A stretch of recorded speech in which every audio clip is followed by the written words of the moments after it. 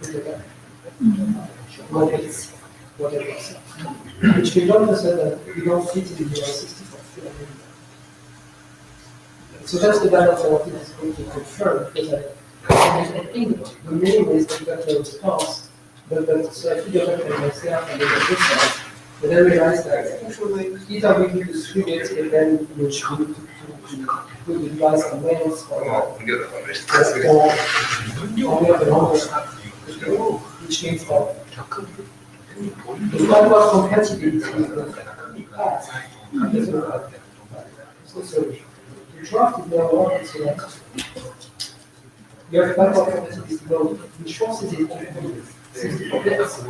But then you can extend it, but then only if you know, we know that you only want of your output. Another map that you actually do the interest.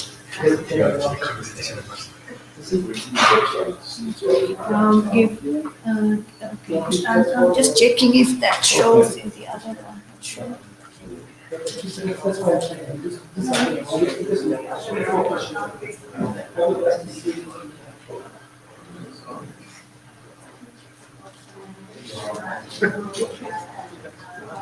really on this screen.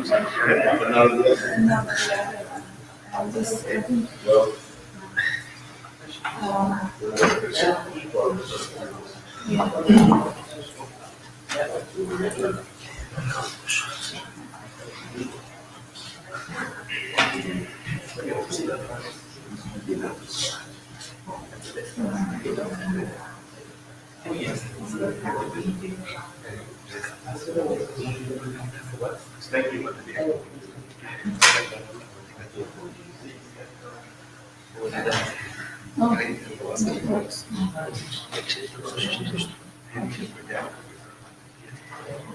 Start and then I can go.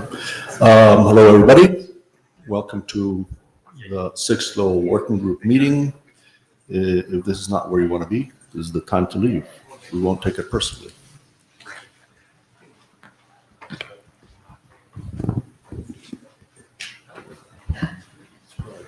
So we have, before we start, we have Dominique is going to take minutes for us. I don't see him. This here somewhere. But we do need Jabber scribes. Anybody willing to serve as Jabber scribe or Jabber relayer, whatever?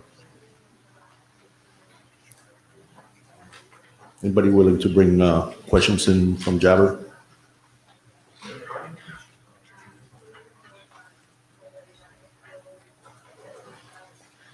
Anybody know what Jabber is?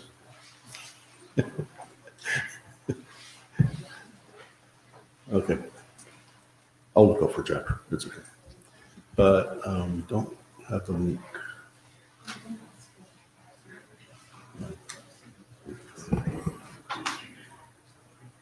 Okay.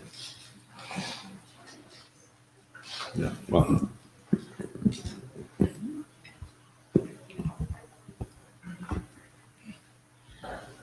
So hello everyone.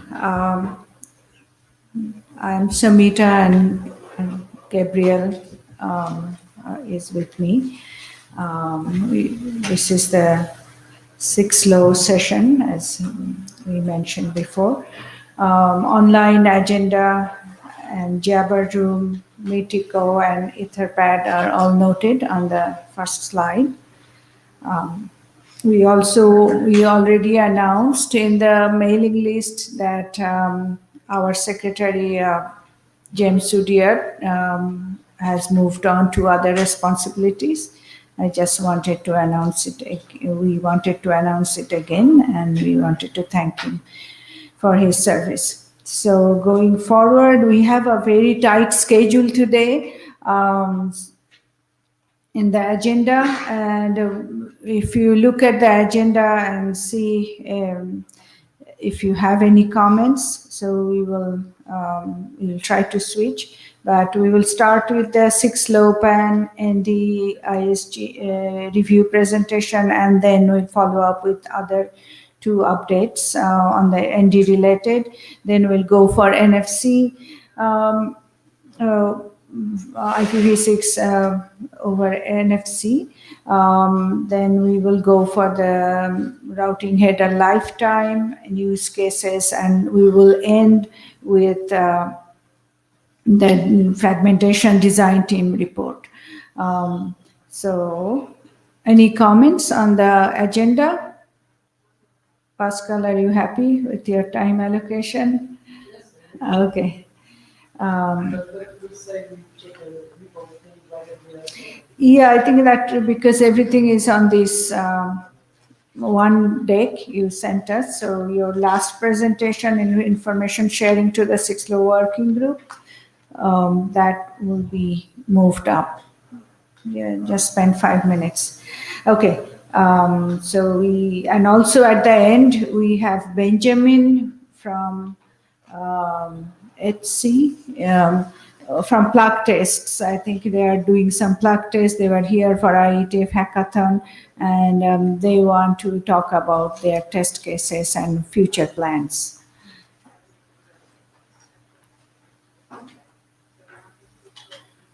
We have So Rita, you're asking here, the agenda has a slot for me presenting the minimal fragment. I did a presentation yesterday in Elwig.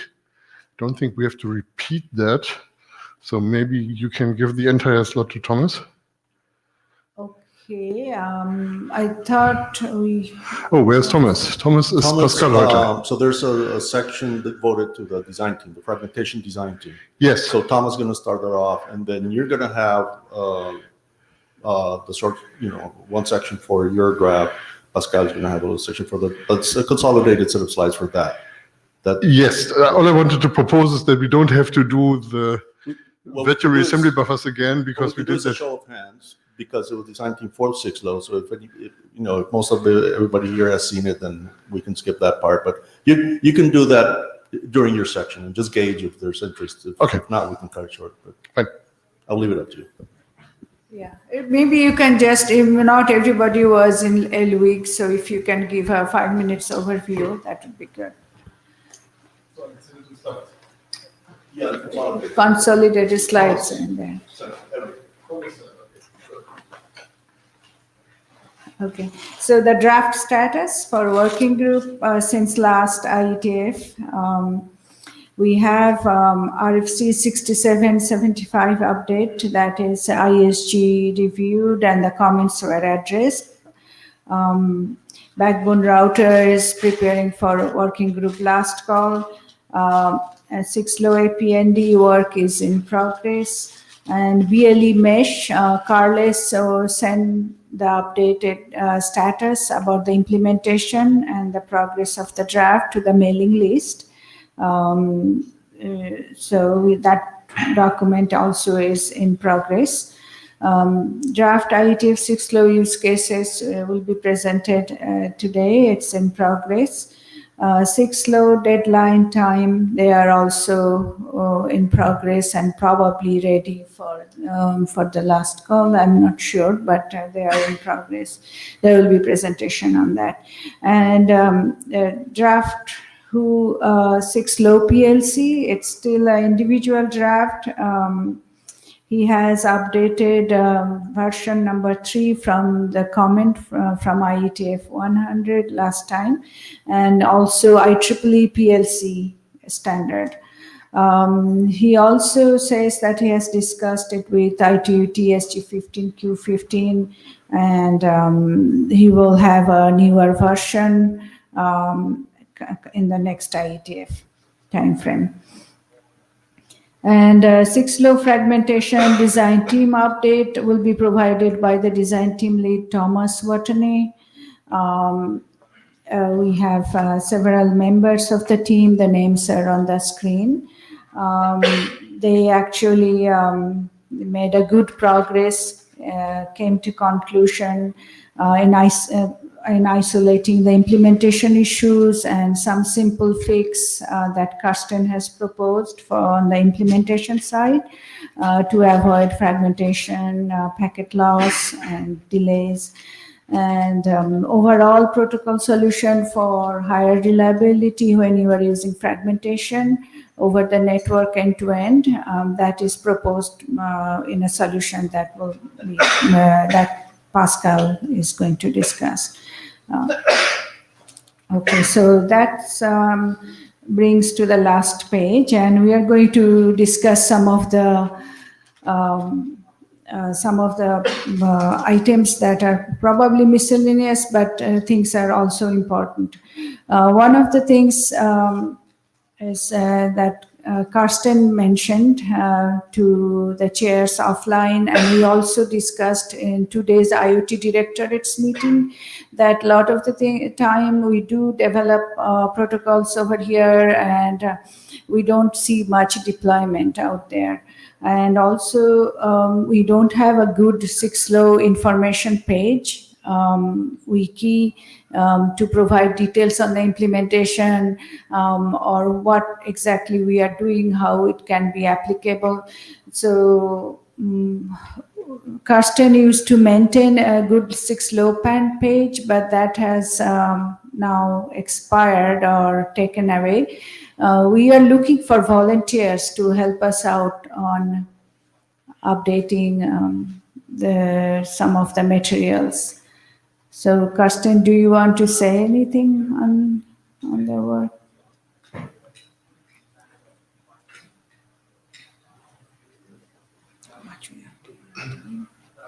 Yeah, Cosmo, this actually came up in a class when students who had already seen pages like cbo.io and cohab.technology asked me, is there something like this for 6LO? And there is nothing like this for 6LO. There used to be the old 6LoWPAN.net, but maybe something that's really just a landing page with lots of useful links to implementations, tools, and reference documents would be useful.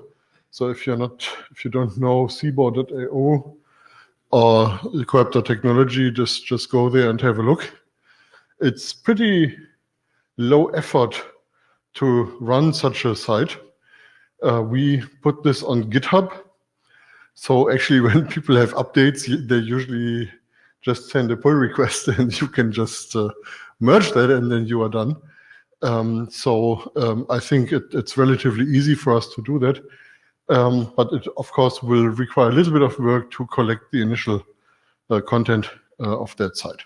Okay, so if there is any volunteer, please contact the chairs and Karsten.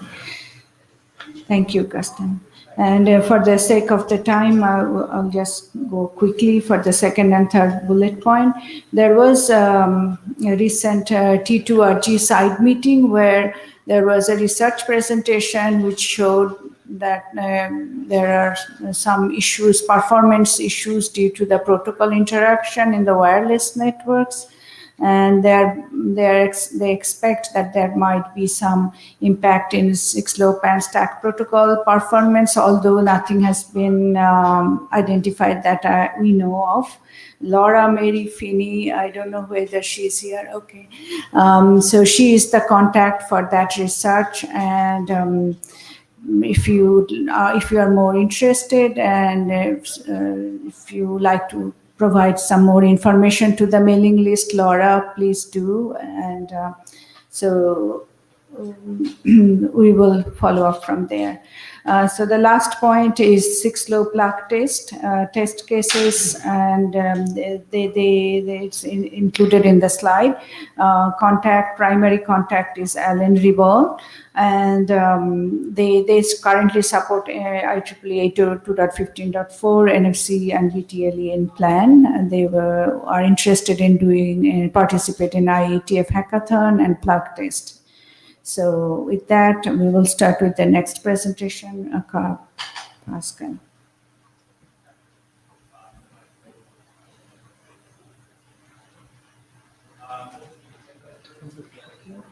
Yeah.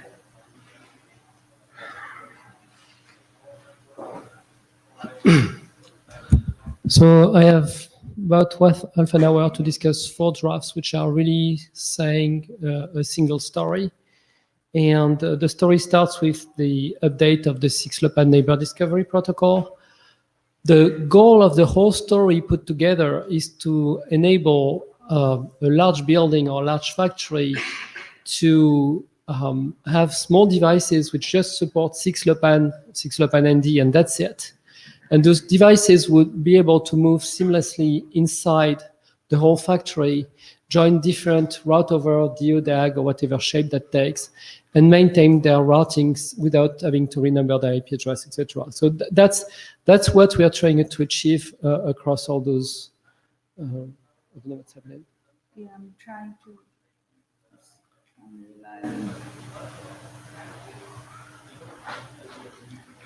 Yes. So basically, there are a number of elements that need to be put in place in order to enable the whole story that I'm talking about. It looks simple, but actually it takes a lot of effort to get there because you have to have a number of those route over networks to appear as a single network for the moving device.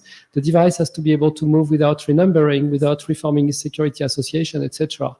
And it has to be, it has to have a very simple host side implementation. So just the radios, radio security, whatever, 6LoWPAN, and doesn't need to know anything about the routing that takes place in the network. And that's pretty much what we end up doing with this series of documents.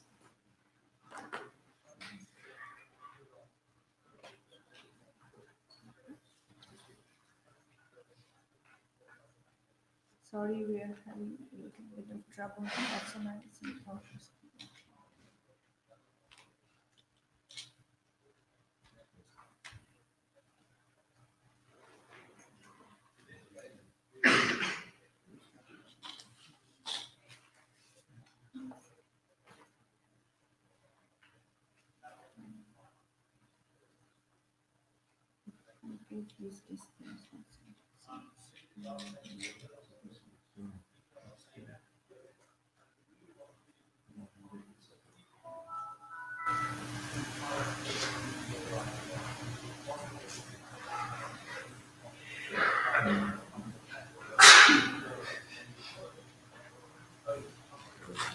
Yeah, try with. You need to send that to the other screen.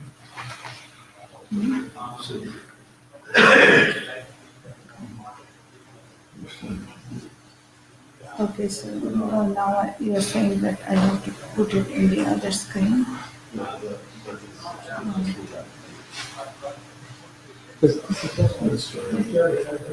It's working here, but they cannot see that.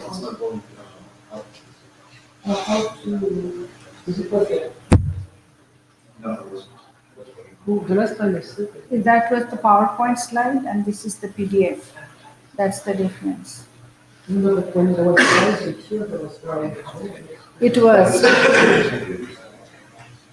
It was before, but not now. So you want to switch to yours?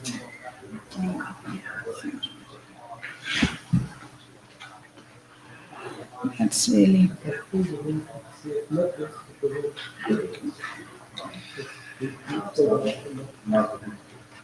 The other one doesn't show right either. So, you know what? Why don't I start my story? Because I just have half an hour. So, I'm going to skip the backbone router because nothing much changed there. I'm going to talk mostly about the ISG review of the RFC 6775 update. And I have a few questions and few validation I need to be made by the working group because a number of things have changed. And that also applies to the address protection draft. There are a number of things which have changed, and I want to make sure that the working group is happy with what's going on.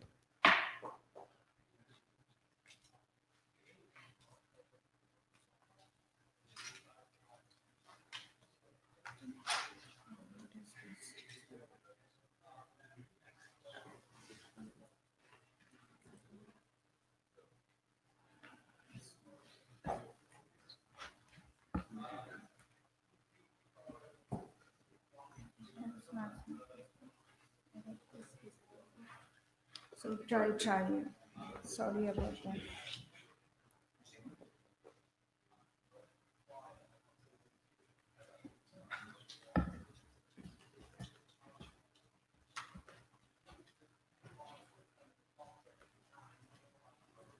then this may not work then.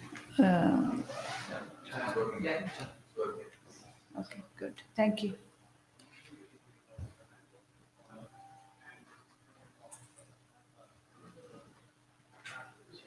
But this thing may not work. So there is quite a bit of text at the beginning that I encourage you to read, but we won't have time to go through all this today. It gives you some background about why we've been doing this and what we are doing.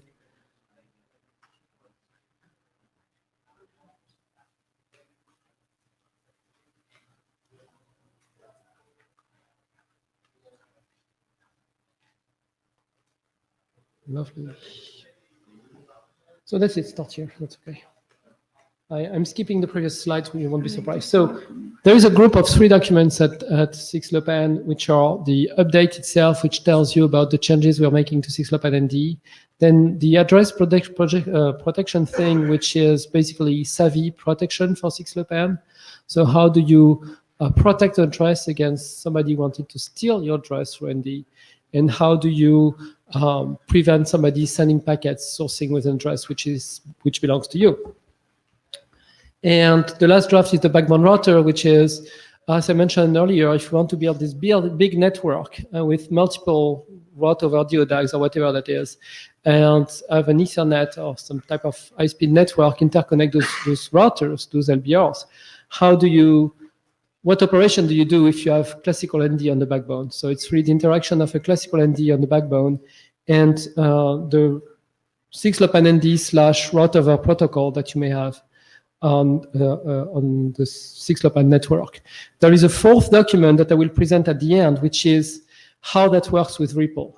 So at the end of the day, when you take those 4 documents together, you effectively can build this network, which spans the big factory with thousands and thousands of devices, and they all reach the nearest gateway, the nearest LBR.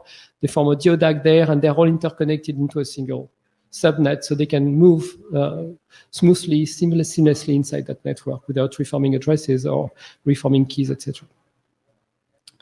And this doesn't work. Oh, which address did you take the So sometimes you have to take the battery off and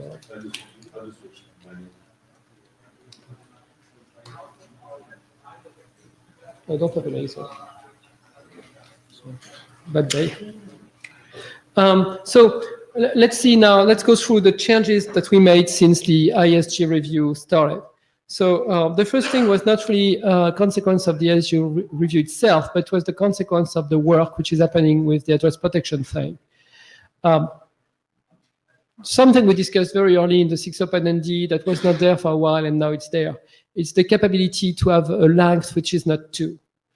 And that is not backward compatible with the previous 6LoWPAN ND. So if you are in a world where you have to coexist with backward compatibility to older devices, then this cannot be used, right? There is text which says that's only when you know, and we'll see that now we can really know whether we are in a backward compatible or not world. If you are in a world where you have only upgraded devices, then you can use a length which is longer than 2. And the reason why we need a length that is longer than 2 is that this field, which is now called the registration ownership verifier, and that's another consequence of the ISG review, will be longer than 64 bits because we put a cryptographic token. And the way that we thought we could inherit from CGI to build the 64-bit token is actually very expensive on the client side.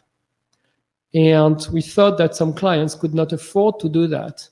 And if they can't spend all the cycles doing the cryptographic things that you find in CGI, then the only alternate was to make this field bigger. And so that's why we actually provisioned for a length which is like larger than 2. So if there is any problem with this and any problem with this and the rest that I'm going to present, please raise your hand, because this is a big change. Next slide, please. So the second thing which appeared here is also a consequence of this, which happened during the ISG review, but was not an ISG review command. It's the problem of telling the route over world whether this is also a router or which will handle its routability later, or participate into REPL, for instance, or if this device is a plain leaf, meaning that it doesn't know anything about the route over, doesn't know anything about anything else. It just wants the infrastructure, the routers to do their job and make sure that his packets will come back to him. And the original idea was that the REPL devices would set the bit and that the leaf would not. So this spec would have been transparent. But the discussion tended to say, hey, there are many REPL devices out there which don't set the bit. So the backward compatibility will be very hard. But the plain 6LoWPAN in the route over world don't exist. So this is a flag day for them. Let them all set the R bit to on. Okay, so the R bit now is a host setting which says, oh, I'm a host, I'm not participating to any routing, I don't know what routing there is, I don't want to know, I'm setting the bit. If there is a router, please do everything I need to be done because I won't do it myself. You see?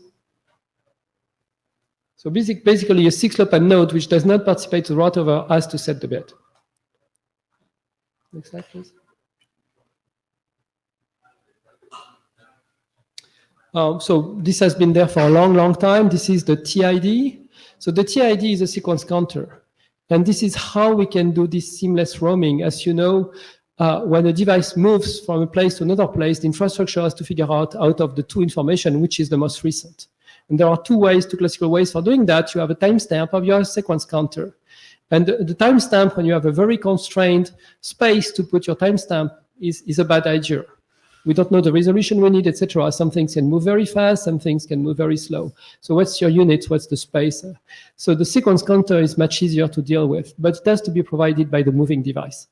So that's why it's one of those two information that 6LoWPAN is now providing to the routing protocol, e.g. REPL. So this is this TID. So that was one of the biggest things we wanted to do with this update. Next slide, please. So the registration lifetime is also, well, no, it's not much change. It's, no. No, actually, this field was not changed, right? I don't think so. It was there, right? So next slide, please. Yeah, so this is the most important change. The change is that we don't necessarily use an UI64 as the identifier of the device anymore. Actually, if you think about what you want to express, you don't want to say who is the owner with a unique ID or something.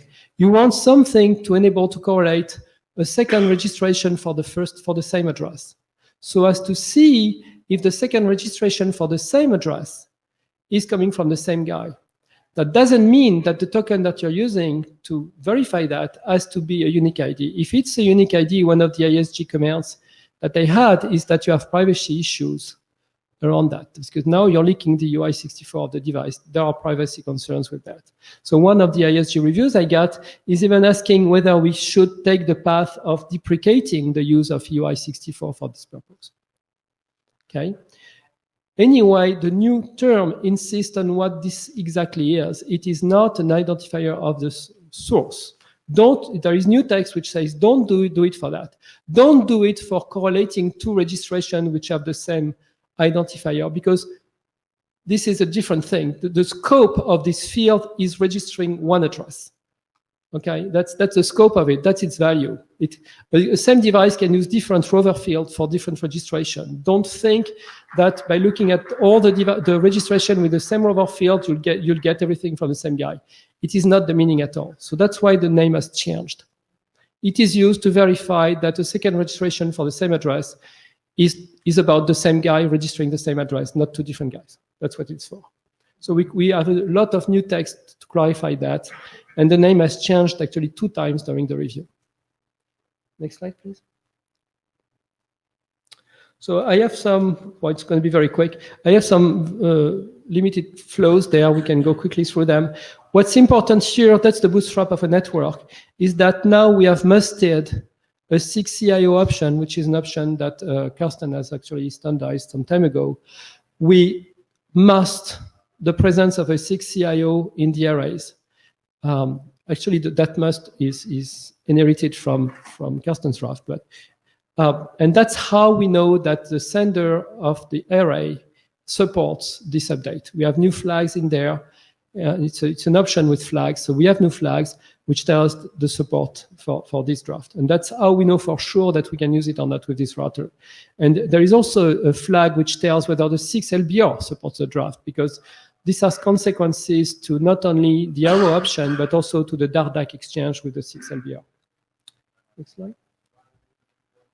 So initially in the draft, like before the ISG review, there were two ways of getting there.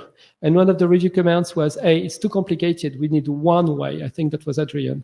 So now we have one way, and we discussed with Karsten and Bla, and we ended up saying the 6CIO is the right way. Here I'm giving more details on what goes into registration. So the arrow option is called now an extended arrow, just to discuss it easier. The source of the registration is always a link local. And the address that you're registering now is in target of DNS. You know, there is target field in the ICMP header. That's where the registered address goes. And that's good because when you see on the right, the registration goes between the 6LBR and the 6BBR. The source of that packet cannot be the 6LoWPAN node at the end of the network. It has to be the guy who sends the packet. So to do this proxy registration by the 6LBR, I'm sorry I don't have a laser, but you see between the 6LBR and the 6BBR, there is this NS E arrow. I'm missing an E here. You see that the source of the packet is the 6LBR, but the target is the 6LoWPAN node. Right. So that clarifies why we had to change the source, because in the original 6LoWPAN ND, the source address of the NS was what was registered. Now it's the target. Okay.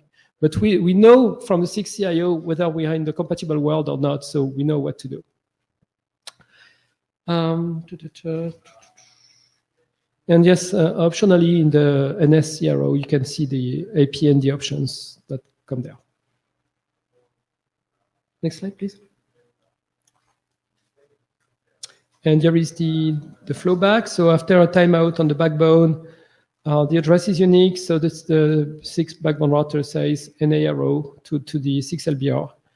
And that flows back as previously. Nothing very surprising. That's pretty much what we have. Next slide. So I will give you more about the... what time? How much? We have like 20 minutes. Yes, okay. So I have like 4 or 5 slides, one per review, so I think it's worth going through at least my summary of the review, because these were all great reviews, very detailed, a lot of comments. So I'm just giving you a short summary of the main items. So Tim Sean for Interia told us that's Tim who told us that using UI64 at all was probably a bad idea. So we have it for backward compatibility. The group never discussed about completely deprecating that. So we may, and that's something to be discussed here, have a plan to deprecate it. There was a lot of text from him, and I guess with Dave as well, we discussed the text on privacy address and how we can clarify what we do about privacy.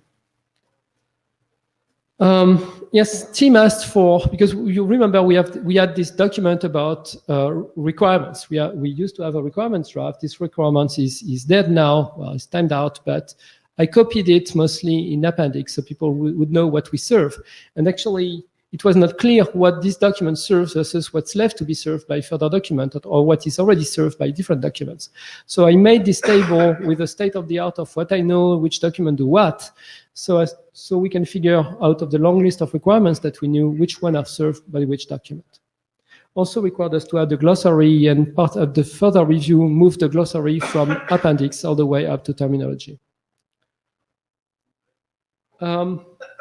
Last but not least, there was this important comment by Tim, and that's something to think about, and please come to the mic or to the mailing list about this.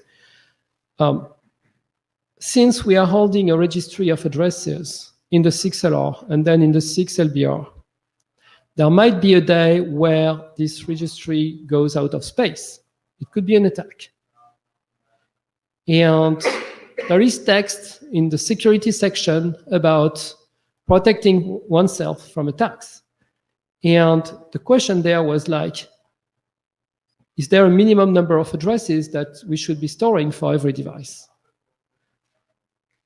What's that value? What's the minimum? What is a good value?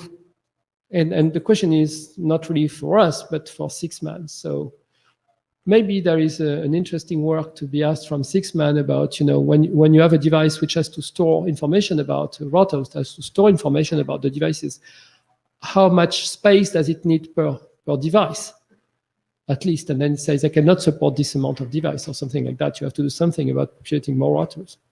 Okay, so that was an interesting question by Tim. The draft doesn't have an answer, but, well. Sorry?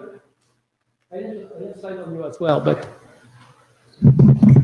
I have a comment on that, but if you have it on a later slide, I'll wait until you get onto that one. I hope it's on yours as well, but maybe because it was there, I didn't do it again. We'll see. Otherwise, please come to the mic anyway. So then we had Jürgen and Chris.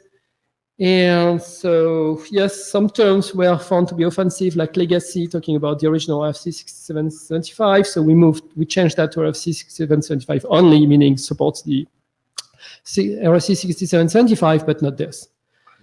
That was the first change of the name. So if you look intermediate draft, the UI 6264 field, which was the unique ID field, was renamed to registration unique ID to really refer to the fact that the scope of this information is the registration itself, not the whole world, and it cannot be used for inferring things in between registrations. And the new option came in, new requirement set on the operation and management. So there is a new, it has requirements, maybe nothing matching them, but at least we have those requirements stated now. That was Jürgen. Next slide, please. Dave. Now, please feel free. It's just a short summary. I mean, I just picked some highlights. Maybe I was wrong picking those, so just correct me. So that's this version 14 where the error flag came in. It was not Dave's comment. Like I said, it was the parallel discussion with the role people telling me, hey, the error flag should not be in a role spec. Saying put it on, it should be in the 6LO spec to put it on so that the role device, the backward compatibility with REPL still works. A lot of rewarding on the rover field, explaining what it is, what its scope is, etc. And yes, Dave, I have your comments stated here as well. What is the minimum number of addresses? So Dave Taylor. My question is partly for Eric, who's sitting back here. So if question. So this is in response to your point, Pascal, about saying, well, maybe this is a job for 6man. In the normal neighbor discovery route, the router has some cache that it can't forward without an entry in there, but it can evict entries in the cache and repopulate them with new ones just with performance issues. And so you can evict stuff in the cache whenever you want, as long as you're willing to do the extra exchange to repopulate them. My understanding is you can't do that for the things that are registered with ARO. So my question is really, is there any other case in 6man where you can't evict a particular thing from the cache, or is this really a 6LO specific problem and the answer belongs here?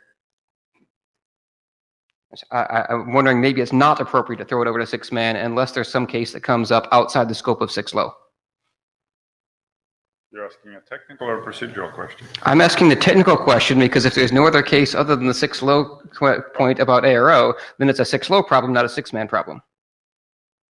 Yeah, so I mean, this thing only shows up in this specification and 6775. There's I tried a couple of years back to get 6man to say, well, this could actually apply more broadly across other links, and that didn't go very far. So it's sufficient to have it in here. Okay, thank you for that. So I believe that you cannot throw this over the wall to 6man. It should be addressed in this working group, potentially with review from them, but it's your problem because you created it. So we, right? Created, so we should solve it in this working group and not try to throw it over there. And so for what is the minimum, I argued in my email, well, obviously the answer isn't 0, okay? And I think most people would agree that the answer isn't 1, because that means you can't use both local and global addresses or something like that. I think many people will also argue that the answer can't be 2, because that would say that you can't use privacy addresses and non-privacy addresses. And so certainly the minimum is greater than or equal to 2, but is there a higher number it ought to be? And this is the group that I think is the one that actually needs to make a recommendation because we created the problem. They should review it or whatever, but I claim the number better be at least 2, maybe higher. Well, And of course, 6man would say infinite, right? But because we created the problem, right? So you got to come up with some number that we think is reasonable. well, we can come up with a number which is reasonable for our case because we know a number of things. Yeah. But then when we want to port this document for a larger purpose like 6man, they will have to revise this number. Probably they want something much higher. Because in here, what we have is we have a link local, at least one, which is derived from the UI64. That's used for making the registration. We have a global address or ULA address, which is derived from the UI64. And that's used for the join process. And at the end of the join process. And mostly we have one which is based on the short address and the PAN ID. That's really 6LO PAN original 15.4. So on 15.4, you end up with three addresses at least, right? On a normal host, meaning one that just follows RFCs on a regular That has Ethernet no or Wi-Fi, privacy, the number is approximately 10. Right. And so you get that from one link local, maybe one ULA, and one regular global address. And for privacy addresses, you have the address of the day for the last 7 days. Yeah. And so you add those together, and your minimum bound for normal behavior would be about 10. And that's assuming that you don't have multiple subnet prefixes per link. So if you get into HomeNet cases, we might have multiple subnets per link, then just multiply that by the number that you want to allow for. But it's on the order of tens or tens, not ones. Yes, and that's back to your question. Do we serve this group, in which case 3 is a good minimum? I'm not saying do only 3, right? But it's a minimum. For 6LO PAN only things, 3 is good.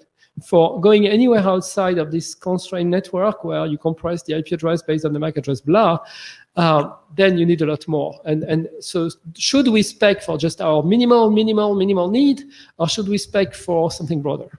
You can, Suresh Krishnan, you can must for the 3 and should for something larger if you want. Like that would be one way to deal with it.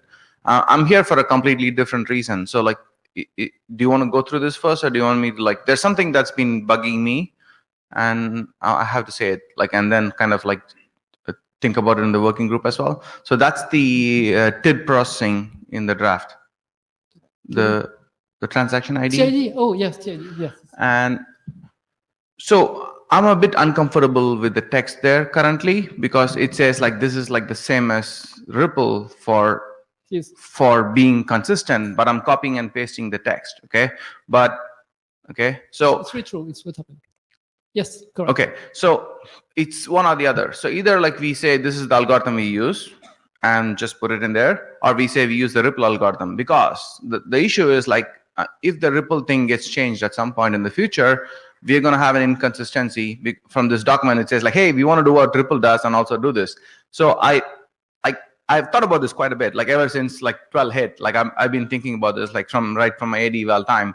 But I just wanted to like the working group to make a considered decision on how to go about this, because I really don't like it. Okay, I just don't want to push it on the working group, but I would either like a straight reference saying go look at 6550, like, you know, take it from there, or just put this algorithm, copy and paste, but don't say it's from 6550. Say this is the algorithm and be done with it. So that's 80 hat off comment.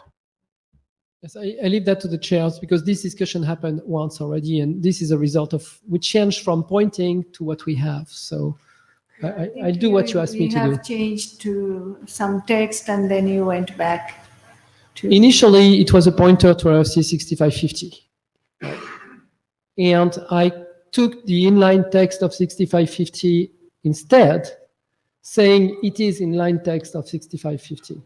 And now what Suresh is telling us is either I come back to what I was before, or I remove the fact that it's a reference.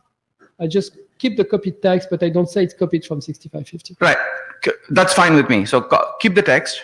Don't say it's from 6550. Like, you know, IETF, we provide outgoing rights for every RFC, so we can take freely from any IETF document and copy and paste, right? Like, because like you're kind of putting in the expectation of being in sync, because I don't know why it needs to be in sync with Ripple, right? That's like personally may or may not be an implementation thing, but you're putting in like a false expectation that it'll be in sync because Ripple might change independently. That's really my concern. I don't mind whichever way it's done, but Well, even if Ripple changes, we don't reference Ripple by name. We reference RFC 6550, right? So it's that one. If Ripple If changes, 6550 is obsoleted, right? At some point, people are going to say, "Hey, like, what do I do?" Right? it will. And if we want this device, to follow it, we'll have to revise this as well. Otherwise, we'll be mismatched. I mean, whatever we put there, I mean, there's no solution to the fact that the implementation will have to change. I understand, but if like the reason for linking with Ripple is you're expecting the implementations to be shared somewhere, That's the goal. right? Yes, certainly. If that's the thinking, then you're on the same router, then I would just say like a straight reference. Otherwise, I'll just say copy and paste and don't say anything about Ripple. Gabriel Montenegro. So, thank you. I would hope we're doing this beyond Ripple, right? This is being done in 6LO because it's supposed to be independent of Routing Pro. If you don't want to use Ripple, you don't have to. You can use something else, and hopefully this provides some service. So it cannot depend on Ripple. It's got to be self-contained. Yes. That's my opinion. So second option, yeah. Copy and paste, no reference. If somebody else wants to change, it's their onus to maybe, hey, 6LO, would you consider this change because it makes things better for these routing protocols? Fine, we can reconsider that. But it should be self-contained. Okay. Eric Nordmark, I agree it should be self-contained, but if you weren't in this room, you wouldn't know this. So you should actually capture this in the document, which says, at the time of this writing, this is the same as in Ripple. However, Ripple might change and we might not. That's what an implementer needs to know, saying that when Ripple changes, because you compare the document and say it's the same, right? And then you say, I'll use a library for that. And then someone goes and changes. Like, no, provide the information. Don't have them guess. Did you understand? No. Say, at the time of this writing, this algorithm is the same as in RFC, whatever. But why? So that people that do the diffs actually know what was discussed in this room, saying that just because Ripple changes doesn't mean that these things change. Okay, so my second proposal was just say this is how you compare TIDs for this document. That's it. It doesn't talk anything about Ripple. And to make the implementer's life easier, you should then make it explicitly be different. It's like saying you're using TCP sequence numbers arithmetic. Well, does that mean that if TCP were to change, does this thing change or not? You need to be explicit about what happens when change happens, as opposed to saying, well, the words are the same. If I read it, does it mean it's the same or not? Right. I have to guess. That's in the draft column in the draft today. The fact that it cites something today without being explicit what happens when change happens makes it fuzzy as well. At least it says the origin. But if you want to say, this is the origin, but they can change independently of us. That's what matters to an implementer. I like what Eric says, because what he says doesn't change what I was asking for. What I was asking for is this be completely normative, contained within itself. It could provide extra informational knowledge, like what you suggested. That's fine. That's not normative. Correct. I love it. It's just explaining that these makes, things are independent. They happen to have been the same at some point in time. and it helps implementers. It's free. That's fine. Yeah. But it cannot be normative. That's all. Yeah, no, it's self-contained. Yeah. So we agree with Eric. We say at the time of writing, this operation is compatible with that in RFC 6550. Okay. How much time do I have? Yes. Well, 2 minutes. 2 minutes. Okay. So let's see. I'll have to go to APND then, I guess. So I already discussed that the error length is now changeable. I want the working group to be very, very aware if there is any problem, because we have very short time in front of us. 6CIO is the only option to discover, the only way to discover whether we are in a backward compatible world or if we can use this spec in the full capability. Name of the unique ID is now Rover, because it's how we verify the ownership of one registration. Then Peter again gave us a very, very good and deep review, a lot of help for my French. Even after Dave, there was a lot left, so sorry for that. Yes, so I have to go to APND because there are big changes there. So first big change is now we align to the name, obviously. It's called a rover now. As before, we have a C flag. The C flag indicates that the rover is a crypto token as specified by this specification, which allows us to basically obtain a proof of ownership of the address later. So the first come, first serve, first time you register an address, you provide the rover, whatever that is. But then later we can use that to do a cryptographic verification that you're the one who did it in the first place. And so the change in the flow is like this, right? When there is a crypto ID, and I will need my laser. So when the rover with the CBIT, I will be the second. Oops, obviously the laser doesn't work. So when the CBIT is set, the rover is of type crypto ID, right? The length tells you if it's 64 bits or more. So if the 6LR doesn't have the crypto information, and the first time that will happen, then there is a status saying validation requested and a nonce. And basically that nonce was missing in the specs like several months ago. So it's very clear the nonce is there. And we have a router nonce, but we don't have a 6LN nonce. So if you guys think we need both nonce, maybe for some security reason we need both nonce, then please let me know, because we need to have a second nonce option. Then we actually changed a little bit the content of the second NS, because we wanted to reuse options which were present in CGI. But the problem with these options in RFC 39, 31, 32 is like they were called, for instance, RSA option, and we don't do any more RSA, right? We are doing ECC, so I could not really keep the name of the option. We have to, so the proposal here is basically to use the same formats, the same codes, but kind of extend the name and the meaning of the option so that we can do other things than RSA. It's pretty much, and so the CPO is the parameter option, and the NDPSO is the NDP signature option, and they are both derived from existing options, so we are not consuming more option space. And well, that enables the 6LR basically to reconstruct the public key, because basically the crypto ID is nothing more than the hash of the public key, so to make it shorter, right? And the NDPSO option is the public key in the clear plus a small parameter, which allows you to build more than one token with just one private key. And the result of that is signed by the public key, by the private key. So you have the public key, which validates from the token, and it's signed with the private key. You validate the signature. Okay, it's really the owner. That's how it goes. Now, this flow, as we've designed it, and that's my big question to this group. The first big question was the length. Is it okay to extend the length? And do you understand why we're doing it? So if you don't, I can explain. We need to go through that. And the second thing, oops, what was it?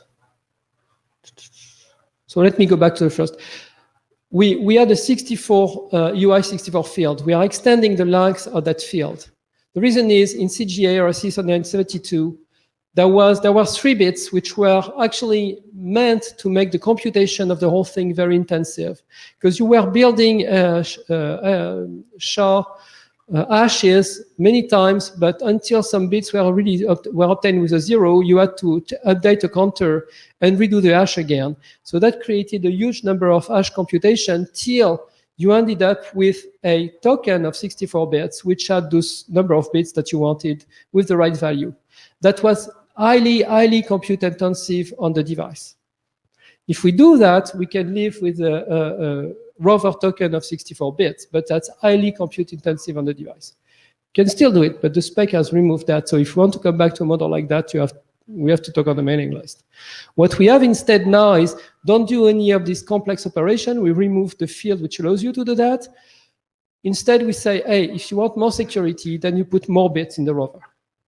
So remember, the rover is a hash of the public key. That's what it is. Okay? And so what was the second thing I wanted to talk about? Well, that was the strength.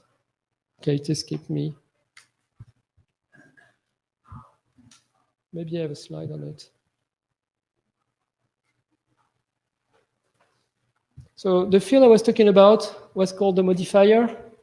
So there is a huge modifier field in CGA, which allows you by incrementing to go all the way till you generate a hash which has those bits set to 0.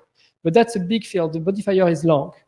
We made the modifier much shorter. Why? Because if it was kept very long, it could be used as an attack against what we're doing. You have any key, and you update the modifier, you hash, till the point that you get a small rover equal to ours. So we wanted for a given key to have very few tokens that you could build out of that. We wanted to be able to build more than one token for privacy reasons.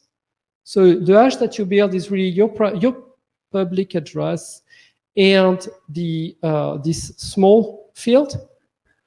But so you can build multiple tokens by changing this counter, this small field, but only a few of them, because otherwise an attacker could use that with a single key to brute force till he reaches the token that we have.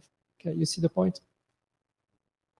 Question? Mohit, a couple of disclaimers. So I don't have tons of 6LO deployment experience, and I am one of the authors of this. I think it would make sense to make it longer, but how to do it is for the group to decide. So do we just do 128 and that's it? Do we allow 128, 256, longer, shorter, something in between? Personally, I think 128 and then just live with it. But as I said, I don't have tons of deployment experience, so I don't know how that affects backwards compatibility, and if somebody wants to comment on that. Well, there is a lot of text now in the draft about this. And the backward compatibility is not a problem with APND. That's why, I mean, it's a problem with the RFC 6775. There's a lot of discussion about that. So remember, with the 6CIO, we discovered whether the 6LBR and the 6LR support this spec.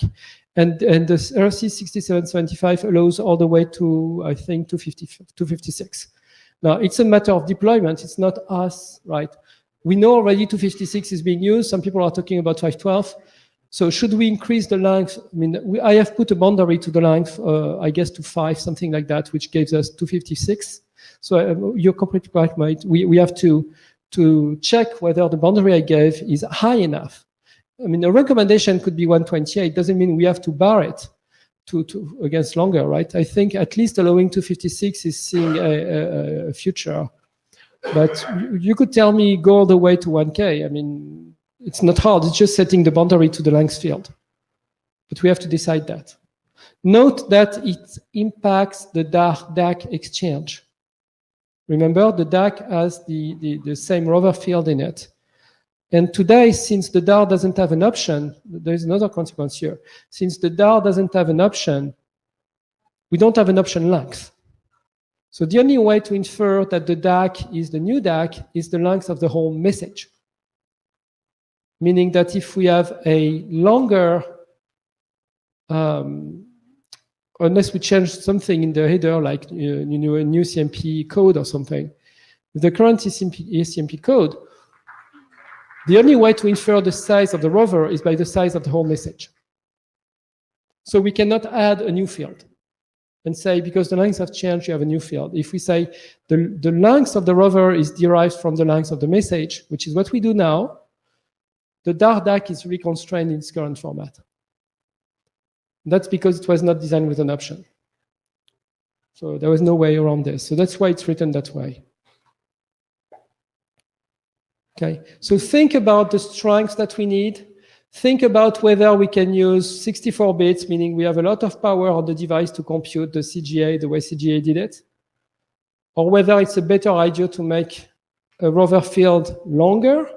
How long? It's mostly a deployment issue. I mean, what is the upper bound that we can give today? But no, it's mostly a deployment issue. But then, is it the right way to do? I mean, that's what we have now. For the interest of time, I I'm think we done. have And the to, rest is. Oh, I got Ripple now, maybe. So maybe I skip. 1 minute. Okay, I skip the backbone router because it doesn't change. So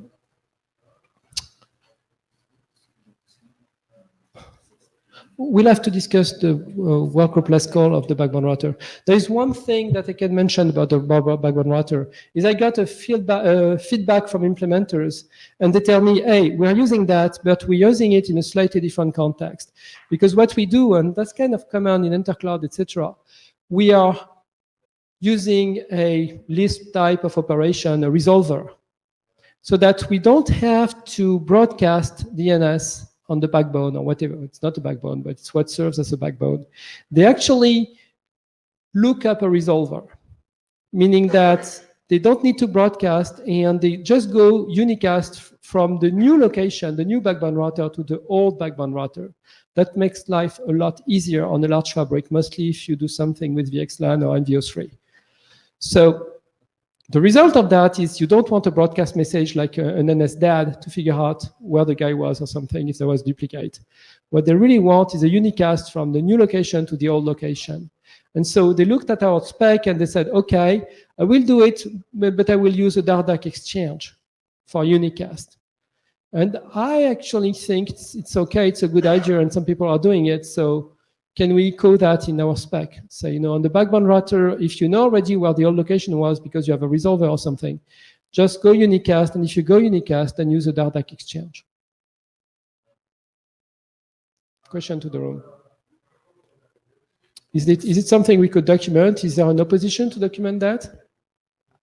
Probably it's kind of premature. I don't know how many people have read that draft and understood the question right now. We can take it on the list. Okay. And so for the RFC 6775 update, we need to do some more editorial work, and then we will be For what? ready. Oh, just for Eric, right? Eric's question, that's what you mean. What editorial work? Right. Eric's point, Dave yeah. and Eric, right? Yeah. So this will be Yeah, easy. these two, and then for the APND, we need some more serious work. APND, we need to agree on the longer thing, and we need to agree on whether going longer is better than having those CGA type. And whether we need to support all the use cases for Dardak. That's backbone router. For the backbone. Yes, the backbone router over the backbone using Dardak unicast as opposed to NSNA broadcast. Okay. Yeah, I think we need more discussion. Okay. So, guys, a moment. Can I just put in my usual thing here? Can we use internet terminology here? A host is called a host from coast to coast. The meaning of leaf is a host that is attached to a REPL network. So either you say a host that is attached to a REPL network all the time, or you say a leaf. Host. Okay, a leaf can be... a leaf can be a host REPL or can node be a that router. is not forwarding. Exactly. So it's actually attached to a REPL network. So if you say host, you're losing that meaning. Now, it doesn't mean there are exceptions where a leaf is actually a router. For instance, if it doesn't know the instance ID where it's sitting on, so it doesn't know how REPL is operated there, it can still inject packets. But then it's not a leaf, it's a router, it's a host. So If it speaks REPL, it's a leaf. If it doesn't speak REPL, it's a host. Okay, sorry, Karsten and Pascal, we need to cut it off right now because we have loads of other presentations. We can discuss offline or on the mailing list. But this term is already defined in 6550, the way I'm saying.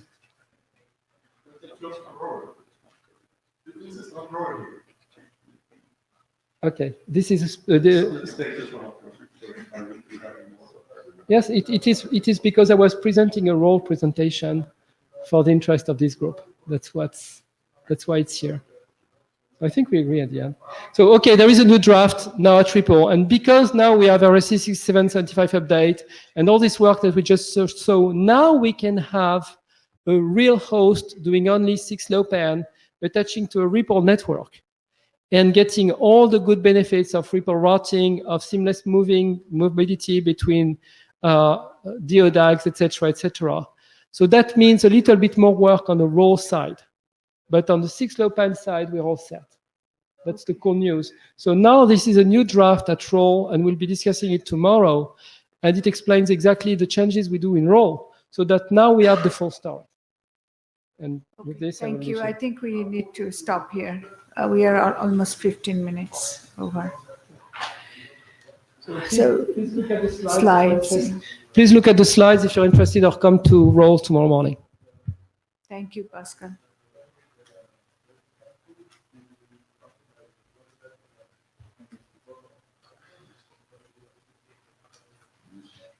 FC 7.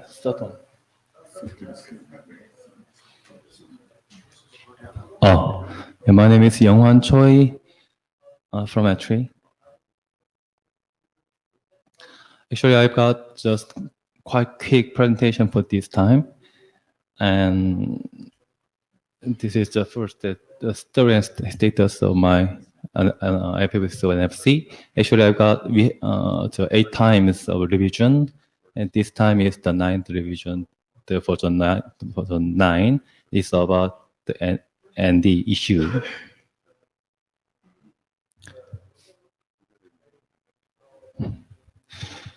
Actually, there was a meeting, offline meeting with Pascal in the previous meeting in Singapore.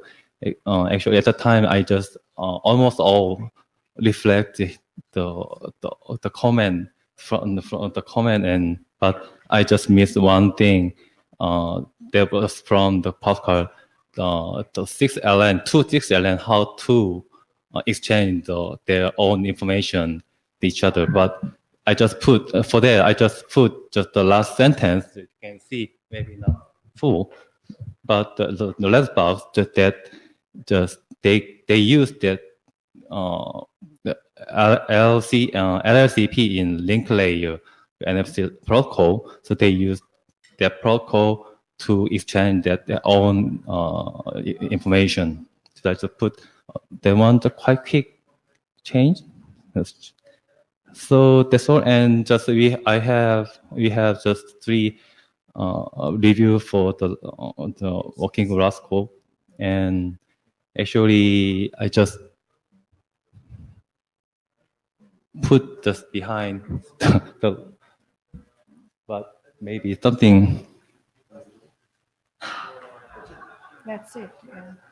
Anyway, maybe you can see that the slide in your wrap up. Oh yes. Actually, this document is in last call from March 6th, 2018. So that's all. Thank you. Thank you. So there were some reviews before last call, but during last call, I don't think I saw any comment. There was no comment, any comment during the last call. So if you have looked at this, if you care about this document, please send in. Doesn't have to be a deep comment. If you just think it's in reasonable shape and it should go forward, please do say that. But positive act is very, very useful. Thank and you. by the way, working with last call is over on Monday, right? But please still go ahead and send your positive acts or more, but at least positive acts would be very good to hear. Thank you. Thank you.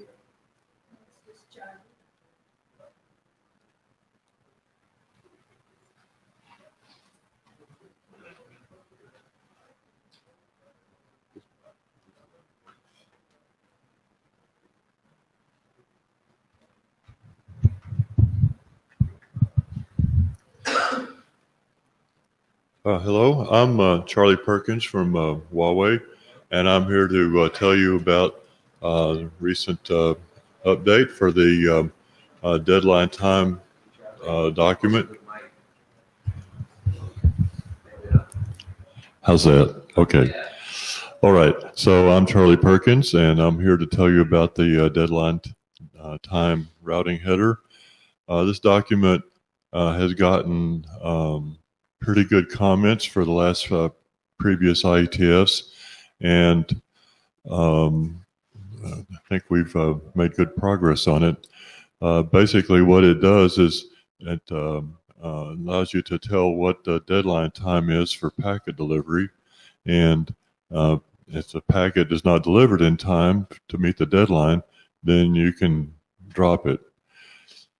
You can also include the origination time so that devices along the path, the routing path, can determine how long the packet's actually been going.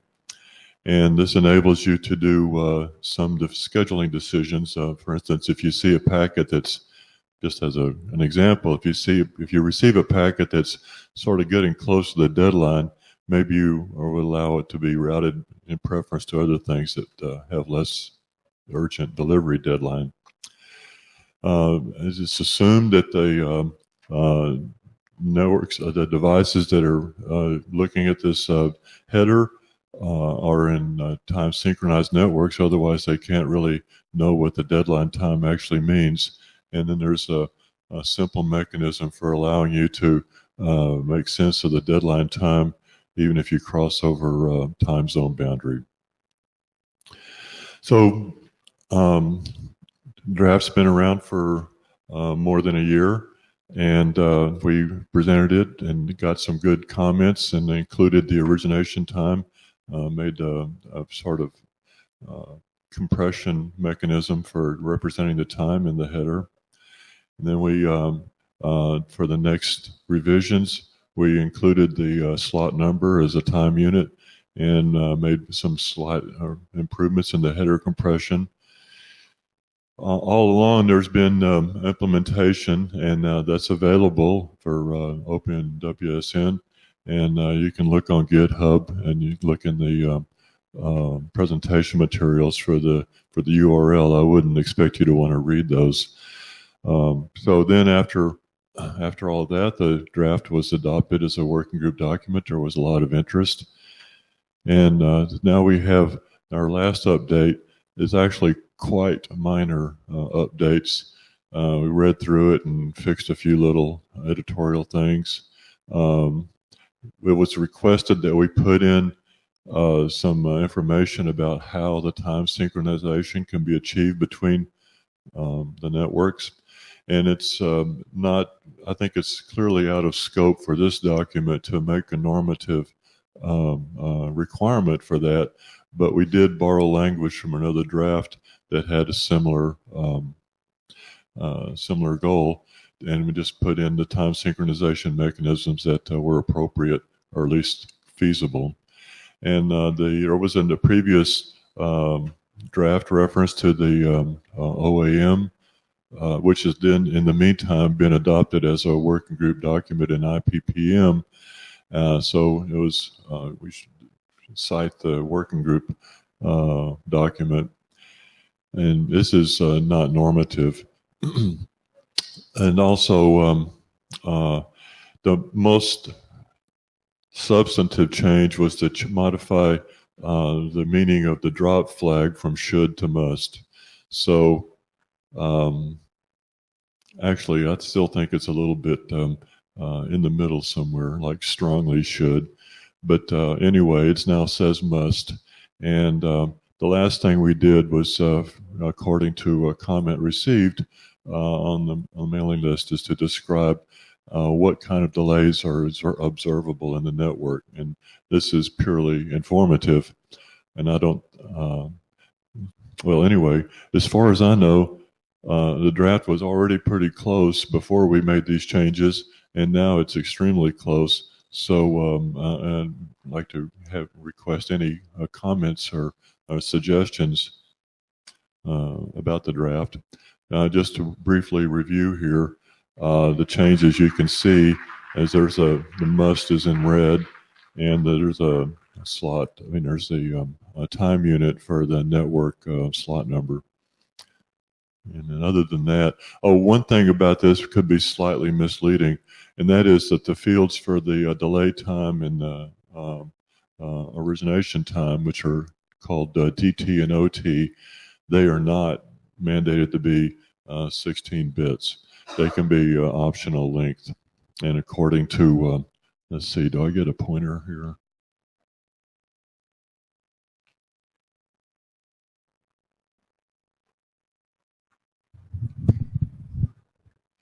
So according to the values that are specified in the delay time length and the origination time length, that determines the length of these fields.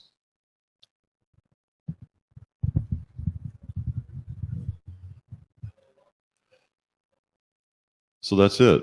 I think document's ready. appreciate more review and consideration. And if you agree that the document's pretty much ready, we'd like to request a working group last call.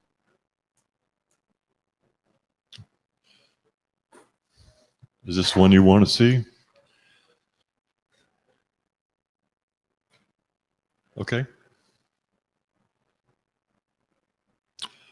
That's it. Thank you very much.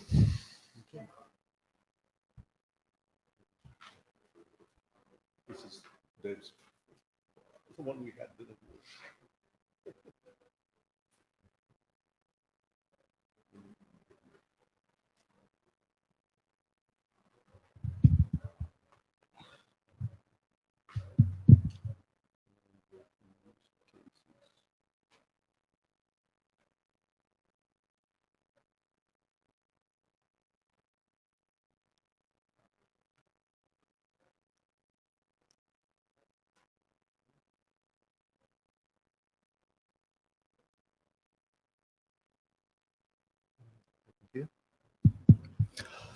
Good afternoon, ladies and gentlemen. My name is Yonggun Hong, working for IETF. So this is the presentation of update 6LO applicability and use case draft. Okay, this is the history of this draft. So this time is the first revision. So I would like to emphasize the goal of this document. The goal of this document is to help 6LO pen stack adaptation by L2 constraint technology and help a newcomer understand how 6LO pen stack can be applicable in practice. So we want to, this draft could be useful for new adopter of IoT at IETF. Pascal here, do you mean adoption here? I'm trying to figure out. Help 6LO pen stack adoption? No? Adaptation. Adaptation. Yeah, Adapt over. Yeah. So after the update since the last meeting, so we add two practical 6LO deployment scenario. One is G3 PLC usage, and another is netlist usage. And we update MSTP part. So thanks to the Caroline and Deb Robin, so they help to update the MSTP part. And we add the 6LO Bluetooth mesh draft in this document, and we made some editorial update. So in this draft, we have 7 specified link layer technology: G-Wave, BLE, DAC BLE, MSTP, and NFC, PLC, and IEEE.15.echo, and we have potential candidate, that is the LTMTC. So I consulted and checked that one of the author of this draft, Dong Young Go, he is working for SK Telecom in South Korea, the largest #1 mobile operator. So they have a plan to deploy IPv6 on LT and LTMTC, but unfortunately, in this case, the 6LO adaptation layer is not needed because the LTMTC can provide transmission IPv6 without the help of the 6LO technology. So I want to remove in next revision. So this is the current status of the regarding LTMTC cases. So if I was wrong, so if there are some missing, then let us know. Then we can check once again the case of LTMTC. So it's the comparison across the 6LO link layer technology. The red part is the update part. So the MSTP uses, we modify the building automation, and the BLE MSTP, their technology and subnet was changed like this. So in this draft, we have the guideline for adopting IPv6, so you can check that. Yes, I think that the most important part in this draft is to 6LO deployment scenarios. So in this 6LO working group, we are talking about 6LO technology, but more interesting is there any real world to adopt 6LO technology. So until now, we found the 4 areas. One is Python mesh and YSON, G3 PLC, and Netricity.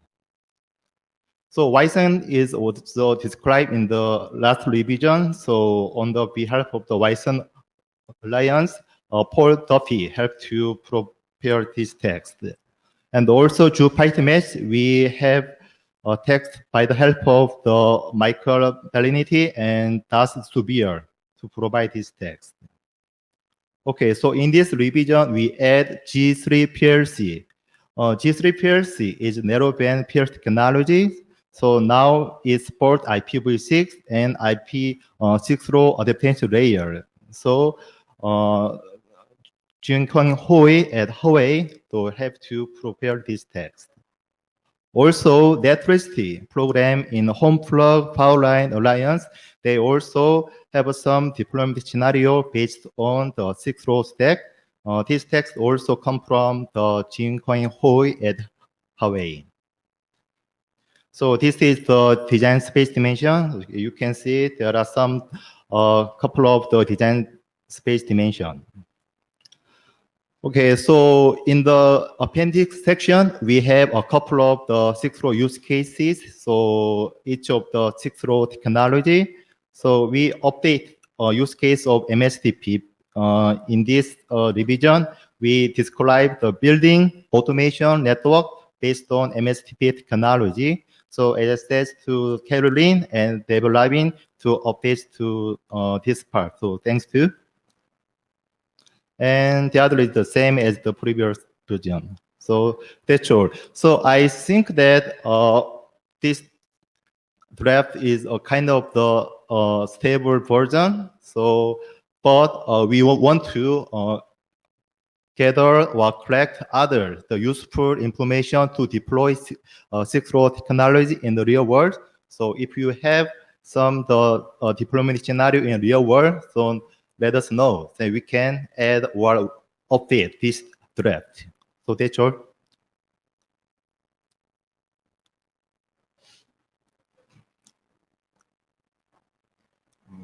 Gabriel Montenegro. So I like what you're saying about removing something that is not really related to stuff we've done here in 6LO working group, this LTE thing. So we have no document that points that like, the work we've done here to adapt that. So we should delete it definitely. Along those lines, Netricity, I couldn't grasp very well what document that we have done here or that we have adopted points at what the adaptation for Netricity. So one is the NFC. NFC is not the 09 version. So we have the PLC document. PLC is also the individual draft. So so the NFC Netricity is NFC? Oh, no, it is the PLC technology. PLC. Oh, yeah. the one that is not yet adopted. Yeah, That's Netricity. Yeah. Okay, but we're discussing it here, and okay, got it. Yeah. Understood. Yeah, I think the criteria in general should be if we're doing work here, then okay, sure, we can write. Otherwise, so, it doesn't. Yeah, if you see the comparison table, Okay. we add the reference document. So Yes. among them, the PLC is individual draft. So we Yeah. have some consideration. But it's progressing, and arguably this document will help them to know what they need to do to get it to be adoptable. So yeah, that's reasonable. Okay. But yeah, if we don't have a document down there, then we shouldn't have a column for it. Okay. Okay, thanks. Okay, thank you. Hi, Bob Hiley, YSUN Alliance. Just a point of information, Netricity is now part of YSUN. Yes, I know that. So I just noticed that in there. You may want to. I want to say that I heard that so it will transfer to YSUN in future. Yeah. So it is not official announcement. So I don't say that. Yes, Okay. you are right. Thank you.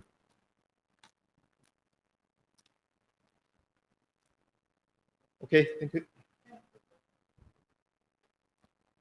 Okay, so next is design team.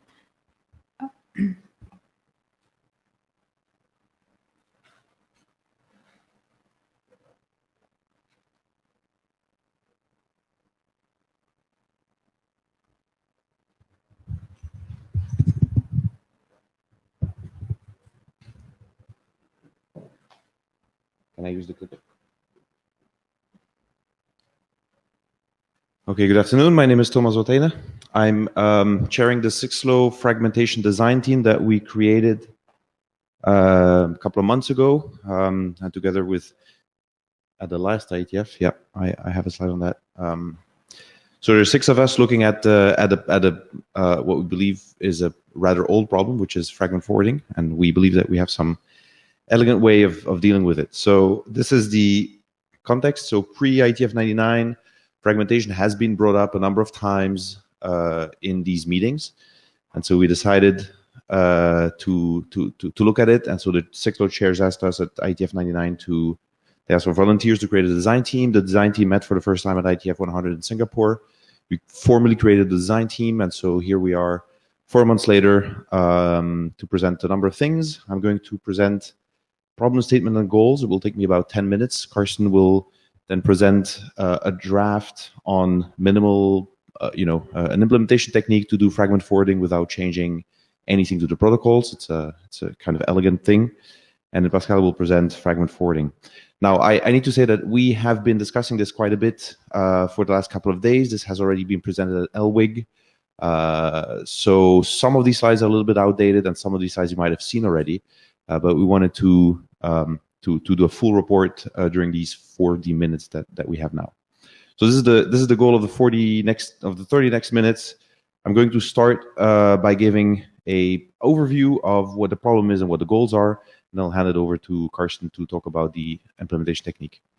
I think that so as a design team, we have something to report to 6LO. I think we will leave it to the end to talk about the future of the design team and how we move on from now on. But we have a very clear idea, and we've already discussed it kind of privately with the chairs.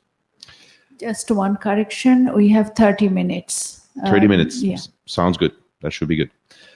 So problem statement. We have had fragmentation part of RFC 4944 and 6282 for a while. And so the naive way of implementing it is doing per hop reassembly, and I'll show you that has some problems. There are some candidate solutions that will do fragment forwarding, including Karsten's book, and Karsten renamed it to Zach's and Karsten's book. So I'll correct this orally. And then Pascal has had this draft for fragment forwarding that also provides a piece of the answer to that problem. And I'll finish these 3 or 4 slides by the goals of the design team so that everybody's up to speed. So in 4944, what is defined as a link layer fragmentation technique, which is used in route over, which allows you to reassemble at every hop. That means that the packet that's too long is fragmented to many little pieces. These little pieces are sent to the next hop. And at the next hop, you reassemble them in a reassembly buffer. And then you either have reassembled it completely, form a new IPv6 packet, and then forward that further on, or you weren't able to reassemble everything, and there's some timeout that will cause that reassembly buffer to be doubt. So the naive way of implementing this is to do a per hop reassembly. That is, at one hop I fragment it, I send it to my neighbor reassembles everything, refragments it, sends it to its neighbor, etc., etc. This has not changed in RFC 6282. There's one sentence about reassembly. It says basically 6282 does not touch the fragmentation part of 4944. So the problems are that if you do per hop fragmentation and reassembly, you have 2 major issues. The first one is latency. You have to wait for the last fragment wait to receive the last fragment before you can start sending the first fragment out to your next hop. The second problem is probably the biggest one. That is a problem with reliability, because you need those huge buffers to do reassembly in. If you're reassembling one packet and you receive a fragment from a second packet, it is very possible that you run out of RAM memory, especially on these little constrained devices. And so you have no other option but to drop that packet. And so your network that you've been building with so much love kind of don't deliver any type of reliability, and so everything goes bad. So we want to solve that. So the proposed solution is to do fragment forwarding. Fragment forwarding means I have a fragment that goes from A to B. Well, B, instead of having it in the buffer and waiting for the whole packet to reassemble, it will forward that fragment immediately. So if I'm sending data from a node into a mesh onto the internet, for example, the source node will fragment the packets, will send it to the next hop that will immediately forward it, and it's only at the LPR, the egress point of your network, that you do the full reassembly before sending that as a, of course, purely valid IPv6 packet onto the internet. So there have been a couple of example solutions. There is this paragraph here in Zach's and Karsten's book that shows you one implementation technique. I won't read this because that's actually the purpose of the next slides, is to kind of write out how this works. Another solutions draft was the forwarding fragment draft by Pascal, which not only does fragment forwarding, but also adds on top of that fragment recovery, meaning if I'm a source node, I can ask the destination node how many of my fragments it had received, and then the destination node can then tell me, hey, I'm missing fragment 3 and 5, and you resend it. So the goals of the design team. So that's kind of the context of where we were beginning of the Singapore meeting. The context of the design team is to produce 2 documents within the 6LO working group. One is an informal document which summarizes the fragmentation and kind of critiques what is going on right now and what the problem statement is. The second bullet point we have, this is where, when I told you the slides were a little bit outdated, we have discussed this with Carsten and with the 6LO chairs to produce that second bullet point, to have it be its own standalone document that is progressing in the LWIG working group, which is the technical description of the virtual reassembly buffer. But the informational 6LO document will still discuss its limits and how kind of that fits with everything. The second 6LO document is a standards track document, which looks very much like Pascal's fragment forwarding draft, which defines a new protocol that does, among other things, fragment recovery, which the implementation technique does not do. Okay, so the philosophy of the design team is to move fast, close it as fast as we can. Let's discuss a little bit later where we think we are. And that's, I think, the end of my slides. Carsten, do you want me to run through these? Do you want to present these?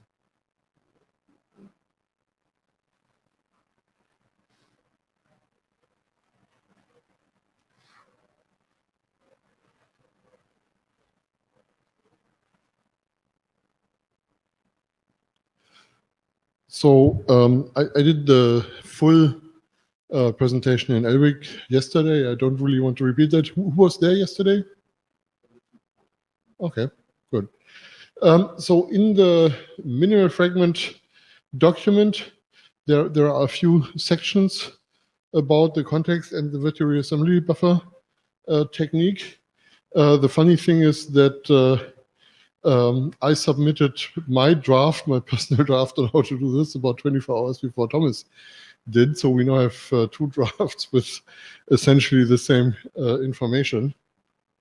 Just to remind you, what happens normally in a reassembly buffer is you reassemble all the fragments you get, and only when you have all of them, you actually forward the packet, which means you then burst out those fragments.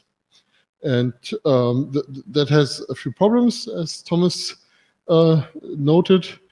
And the ideas with the virtual reassembly buffer is simply to implement a reassembly buffer, but to not actually store the data any longer than you absolutely have to. And normally, this means that as soon as a fragment comes in, you can actually forward the equivalent fragment of the new packet you would have sent out by changing the header in the first fragment and just copying out the fragment in the rest of the cases. The only thing you have to do is the thing you would have done with a real reassembly buffer as well. Of course, you need to remember under which datagram tag you are sending out the fragments on the outgoing link. So on the incoming link, you got a datagram tag assigned by the previous hop, and you have to manage your own datagram tags because that datagram tag might have been taken that you actually get there. So you essentially just have a table that pairs source and destination addresses and datagram tags, and that's all you need to store. So that's really very little information. And the nice thing is you can have many, many more of these virtual reassembly buffers than the big real ones. Now, what I said is not entirely true, because to forward a fragment, you actually need media access. And of course, if the media access is under contention, you may be in a situation where you get more fragments in that you actually can get rid of. So you still need to have some buffer space, of course, but this is buffer space that is measured in fragments and not in entire packet buffers that you need to have reserved, but that are unused most of the time.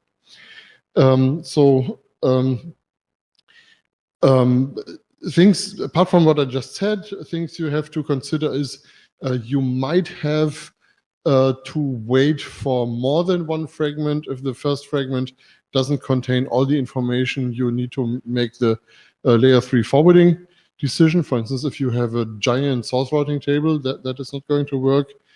Out of order fragments are a problem, of course. One question that would be really interesting to see is, do we actually have them in real world networks? And a little piece of complication is that the incoming fragment and the outgoing fragment can actually have different header compression efficiencies. So you might get a 127 byte fragment in and might have to send a 129 byte fragment out, which you can't. Since all the header compression stuff happens in the first fragment, the recommendation is to just put the slack into the first fragment. So instead of fragmenting 128, 128, 50, you fragment 50, 128, 128. So if the 50 turns into 54, that's not a problem. You don't have to, the forwarder doesn't have to create a new fragment. The DOS-attack situation is essentially the same as with real reassembly buffers, except that the resources consumed by a reassembly buffer are much smaller now, so it's somewhat mitigated. But of course, somebody who really wants to overload, you can still send you tons of first fragments. There is no fragment recovery in this technique. It's just an implementation technique. And also, just as with real reassembly buffers, you have to send out all the fragments on the same link. So you cannot do per fragment routing. And as soon as you need one of these things, you actually need more protocol. So you cannot just use 4944 and implement it this way. You need additional protocol. I just looked it up. Pascal submitted the grandfather of Draft-Tuber 6LO fragment recovery on February 6th, 2008. 8. Yeah, happy anniversary. Okay. I'm Yasuki Tanaka from INRIA. So this shows the preliminary simulation result. I implemented both RC4944 reassembly fragmentation mechanism and also the draft pattern 6LO, the minimum fragment. So that's what the cutscene now explained. So maybe you know the ideas. So blue line is a fragment forwarding that's using the VLE table. So that's consume much less memory compared to the 4944. So that the x-axis it's a number of fragments per packet. So one fragment per packet means no fragmentation. So that's why the graph starts the 100%. So then, I'd like to add several things which are not covered in the slide. So on left side, there's the topology that is used in the simulation. So link PDR at 100%. There's no packet frame loss, and also I set a TX buffer in each mode is large enough. That means there's no frame loss due to the TX buffer overflow. And also the sync node it's the top of the root node have no memory limitation to try to understand what happened in the intermediate node. So yeah, so that's a very preliminary result, and I'm around there. So please contact me if you want to know more details. Thanks. Thank you.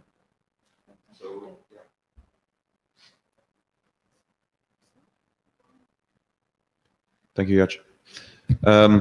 Yeah, you can run this yourself if you want at this address. Actually, I want to ask one quick question. Maybe Please. I should go to the mic. Or I can ask from here. So did you analyze something that in what kind of situations, like the number of hops, the bytes sent, in which cases we can use the minimal fragment type of solution, and the other case we will go for the full-blown? Yeah, so this slide here is to illustrate the usefulness of minimal fragment compared to 4944. It does not attempt to compare minimal forwarding compared to fragment recovery that Pascal is going to present at all. We haven't done this at all. The only thing this shows is that even if the links between the nodes are perfect, the packet delivery ratio is 100%, you're still losing a lot of packets because of the lack of RAM memory in node 1 here. And so this one, basically node 1 gets a fragment from node 2, starts reassembling, then it gets a fragment from node 6 and drops that because there's not enough space. And so what you see here is, if you had an infinite memory, everything would be perfect. Whether you do fragment forwarding or not, it would be perfect. But as soon as you introduce the limitation of memory, which is very real, you lose data. So we have results with 1 reassembly buffer, 2 reassembly buffers, 3 reassembly buffers. It gets a little bit better, but you never get to 100% the way the minimal fragment. Plus, you see the difference on RAM. There's about a 5x factor of RAM memory. I mean, there's no question. This is just working better. It's an implementation technique that everybody should use. Of course, this slide and this work does not at all compare the limits of minimal fragment with fragment recovery. So just playing with minimal fragment, what we're working on is more bigger scenarios with real traces to see like large deployments that we know that we master these kind of things, kind of going beyond the simple canonical case that you see on the left here to something more real. But we don't expect the results to be very different. I mean, we'll just provide some fancier numbers, but it will be the same base message. We haven't thought about comparing the two approaches yet. It will happen at some point. So one point of clarification, and probably this slide here is wrong. But we had this big, because we had a desynchronization of 1 day between our different drafts. What we will do is have 2 6LO. I mean, what the plan is to have 2 6LO documents and 1 LWIG document. The first 6LO document explains the context and the limits of the different implementation techniques. The LWIG document contains the actual very short description of the implementation technique itself. And then the second 6LO document is Pascal's draft about fragment recovery. So that's the plan. Which leads me to Pascal's side. In the meanwhile, I'm just looking for the blue sheets. Where are the blue sheets? Everybody signed them?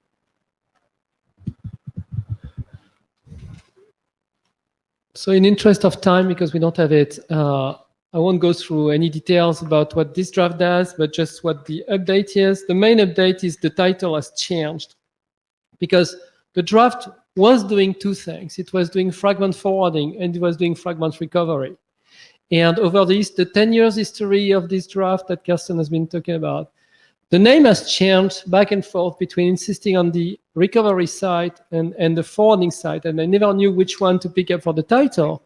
But now this is finally resolved, because I just took out of the draft the description of the forwarding, because now it's in Kirsten's draft. So that makes my life simpler about finding a title to it. That also makes my life simpler about explaining how the forwarding works, because Karsten is giving a lot more and better details on this. So basically, the main diff between this draft 00 and the fragment forwarding 08 that was in the original agenda is that the details of the MPLS operation using the datagram tag are gone, right? But that did not actually take out a lot of the draft. That was a small piece. It was a very important piece, obviously, but it was small. Now we insist on the fact that because we are doing the acknowledgement back, we not only have one LSP from the source to destination, but as we are forming this path, we are also forming the return path from the destination to the source, which enables us to send the acknowledgement. So conceptually, if you, and that's to be synchronized with Karsten, but if you see that the VRB has as part of this constituent a label switch path, then for my draft, I need two of them. So it would be better, and I don't know how we'll synchronize with Karsten, but that the draft actually, the Karsten's draft shows the VRB as a buffer, but also an LSP. And so I can say, okay, now I'm doing same, but I have a second LSP for the way back. Okay, that's what I intend to do. The other thing is, because the description of the 3 draft was not exactly clear at the time of the publication of this draft, I'm pointing on draft Vatini for the forwarding, and I will have to change that to point on draft Karsten, right? And that's how it's going to work. Otherwise, I mean, you know, like Karsten said, the operation there, it's been there for a while. So if you want at the next session, I can go into more details about how the acknowledgement works, etc. But we don't have time today, so let me just show you the difference between what we do here and the value of changing, of having the new standard track format. Is first, we can do selective recovery of individual fragments. We have a bitmap, pretty much like we do in LP1. And the bitmap expresses the individual fragments. So the acknowledgement back all the way will tell which fragments were lost. It's not the only problem that we solve. If you remember the presentation I made several IETFs ago, I listed like 5 or 6 problems, and forwarding and the size of buffers were 1 or 2 of those problems. But some of them were due to the sequential sending of multiple fragments, which could interfere with one another.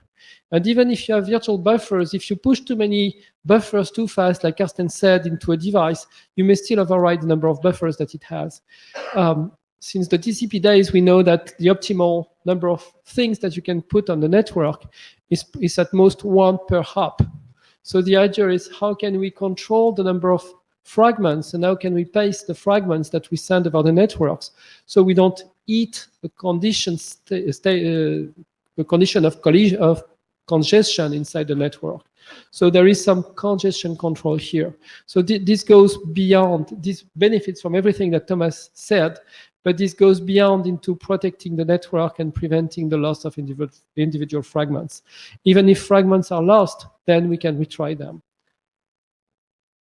Finally, since we have end-to-end signaling now, because we have an LSP on both directions, we can explicitly notify the source and every hop that there is an abort condition or that the flow is complete. This is kind of interesting because you know when you can clean your VRB. Okay.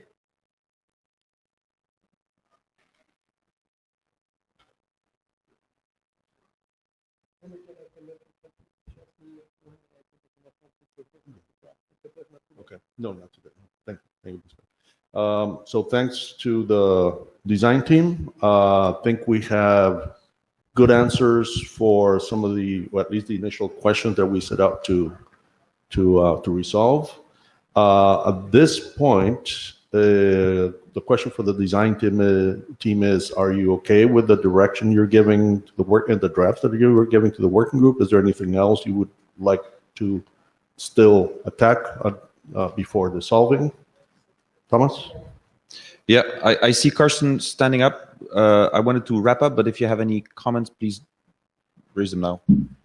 No, I just wanted to remind people that, of course, the normal working group process now starts. So we need comments on these 3. Yeah. The 3 documents are not done. They are not intended to go to working group last call next week. Absolutely. No, but the point of the design team was to start something Yes. that would then go back to the working group. So Just wanted we to make know- this crystal clear. We know of 3 documents that will now come into the regular working process.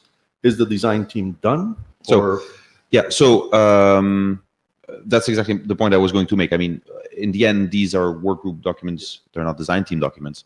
So I think we're done once those 3 documents have entered the pipeline within the different working groups. I'm actually asking for your advice.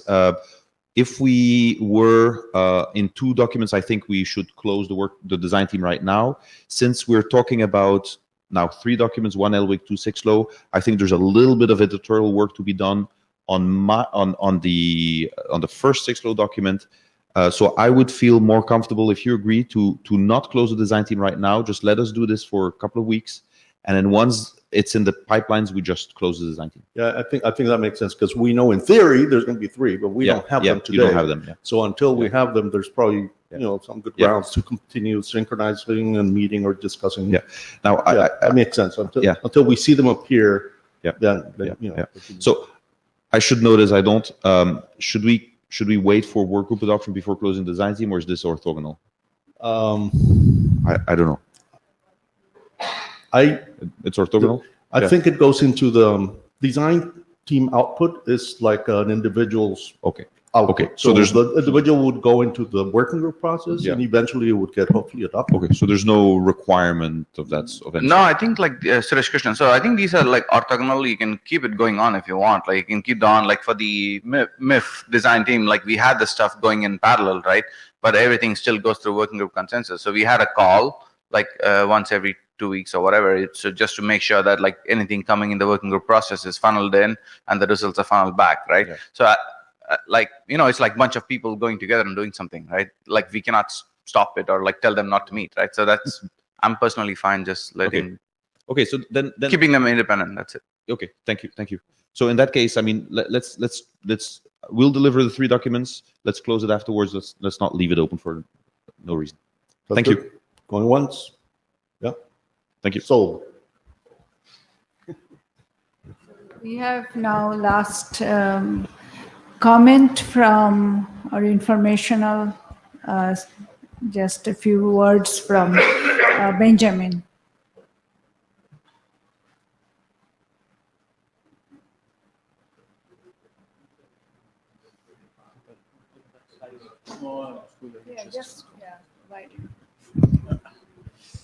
Thanks for giving me some time to talk. So I'm Benjamin Tertoro. I work for Kirival. We worked on the IFENTEROP platform to implement interoperability tests for this platform. So we provide some test specifications from the current RFCs of 6LoWPAN for neighbor discoveries, header completions, and also some tests without header completions. So you can, we'll communicate to you through the mailing list, the more information from how to access to the platform, and how to perform the test, and etc. for you to be able to use this platform, and while using this platform, giving us feedback on how to integrate more things and how to improve this platform. Also, we will also organize a 6LoWPAN plug test in the next 6 months to come. So we will send you more information about the date and the place. So for those who don't know, I will explain a bit what IFENTEROP platform is. The goal is to provide interoperability testing through the cloud. So you have one device in one place, and another device in another distant place, and through the internet, through a secure channel, you will be able to send those packets and make a bit of conformity, or transmit those packets to the other device and see if the device are able to communicate or not. And the goal is to reduce the cost of doing interoperability tests. So if you have some questions or some comments to make, you can, or we can talk after if you have some implementations to share, to try and test the platform a bit more, because we only use the 6LoWPAN implementation on Linux, on Raspbian, to test the platform. So it could be good for us to have another other implementation if you have some. Any comments?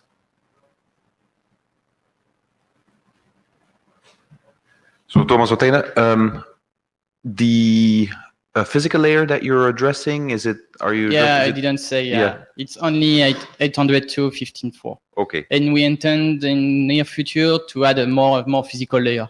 Okay, because you said something about some Linux implementations. Yeah, we use the Linux and WPAN tool on Raspbian to perform the test and to test the platform. I see, but then there's a 15.4 dongle on your Raspberry Pi that allows you to actually generate. We plugged an Atmel card on the GPIO of the Raspberry. Okay, so 6LoWPAN on 15.4. Raspberry, yeah. Okay, perfect.